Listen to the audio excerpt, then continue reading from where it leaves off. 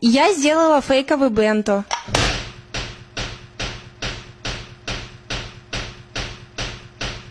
Вы не поверите, чему Ника научилась за 2 занятия по английскому языку. Да. Пизда. Считай от 1 до 10 на английском. 1, 2, 3, 4, 5, 6, 7, 7. Короче, я научился открывать майонез, так что сегодня без попитов. Твое мнение,